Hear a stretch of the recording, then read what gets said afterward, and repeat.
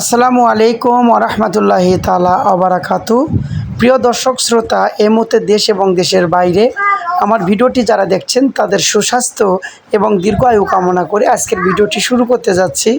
আপনারা ইতিমধ্যে অনেকেই যারা প্রশ্ন করেছেন যে আমাদের দ্রুত বশীভূত হওয়ার কোনো আমুল, কোরআনী আমুল থাকলে দেবেন। আমি তাদের জন্য আজকে সুন্দর একটি কোরআনী আমুল নিয়ে এসেছি। এই আমুলটা কখনো মিস হয়নি।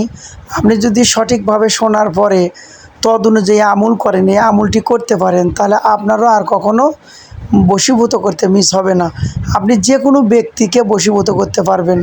আপনি যাকে ইচ্ছা, কোনো ছেলেকেও বশীভূত করতে পারবে, কোনো মেয়েকেও বশীভূত করতে পারবে, বা স্ত্রী স্বামীকে করতে পারবে, স্বামী স্ত্রীকে বশীভূত করতে পারবে যারা উশৃঙ্খল।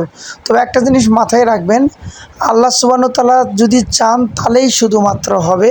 যেহেতু এটা কোরআনী আমল, এই কারণে এই কাজটা সহজে মিস হবে না যদি আপনি ঠিক মতো করতে পারেন। তো আজকের আমলটা আমি কথা বলতেছি যে কোনো ব্যক্তিকে আপনি বশীভূত করতে পারবেন, স্বামী কিংবা স্ত্রী।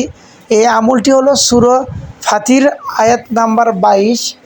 এই 22-এর আয়াত নাম্বারের কিছু অংশ, সব অংশই নয়, কিছু অংশ, সে আয়াতটা আমি পড়ছি। বিসমিল্লাহির রহমানির রহিম।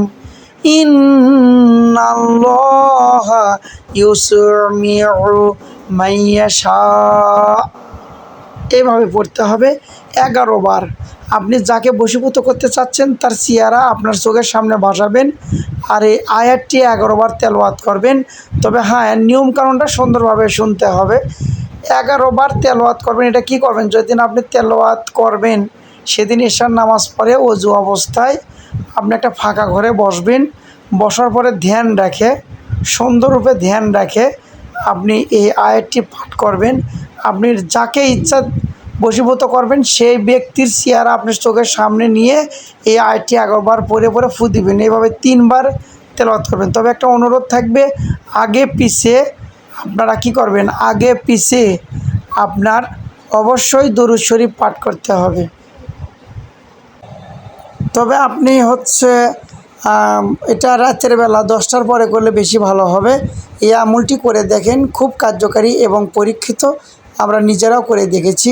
এটা বশীভূত করার শ্রেষ্ঠ একটি আমল করে কি হলো আমাকে অবশ্যই কমেন্ট বক্সে জানাবেন, এবং অবশ্যই চ্যানেলটি শেয়ার করবেন।